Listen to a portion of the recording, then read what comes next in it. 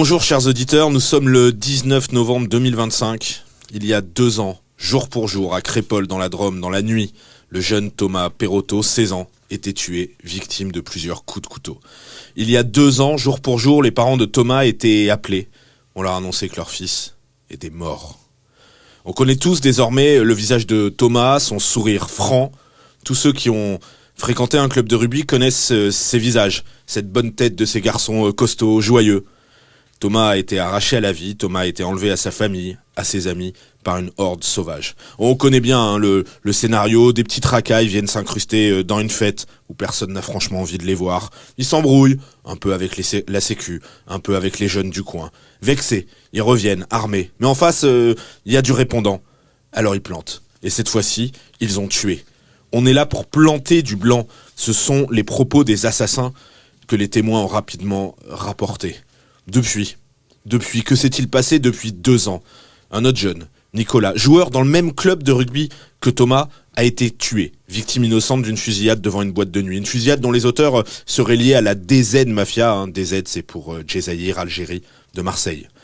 On a aussi multiplié les initiatives pour apaiser les tensions avec les jeunes du quartier de la Monnaie à Romans-sur-Isère, dont sont issus les assassins présumés.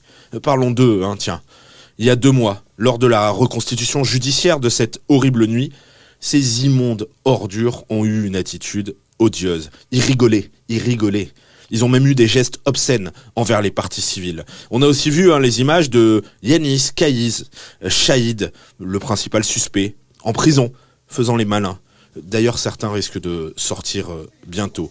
Et puis on a eu un livre, mais lorsque des journalistes consacrent un livre au drame de Crépol, dans lequel, d'ailleurs, ils confirment les propos anti-blancs entendus lors de l'affrontement, c'est finalement pour tenter de disqualifier la dimension raciste du meurtre de Thomas Perotto. Le racisme anti-blanc, c'est un concept qui vient de l'extrême droite, qui fait appel à des notions de submersion migratoire et où les Blancs ne pourraient plus vivre tranquillement dans leur pays. En jurisprudence, devant les tribunaux, le racisme anti-blanc, ça n'existe pas. C'est ce que déclarait Marc Leplongeon, co-auteur du livre Une nuit en France sur France 5.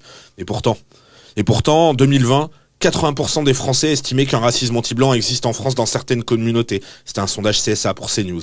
Et en 2014 déjà, la Cour d'appel de Paris a retenu la circonstance aggravante de racisme dans le cas d'une agression où les insultes sale blanc et sale français avaient été proférées.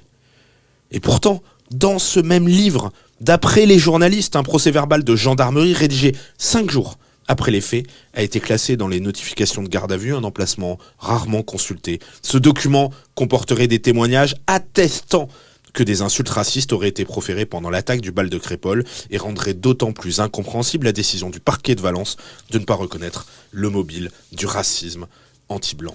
On est là pour planter du blanc. Voilà la phrase qu'il faudrait cacher, dissimuler, étouffer.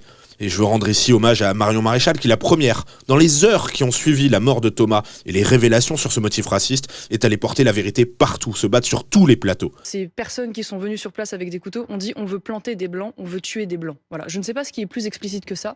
Nous sommes face à un cas manifeste de racisme anti-blanc. Je veux rendre aussi hommage à Thibaut Monnier, député Identité Liberté de la Drôme, qui au sein même de l'Assemblée nationale a porté cette vérité en interpellant le ministre de la Justice.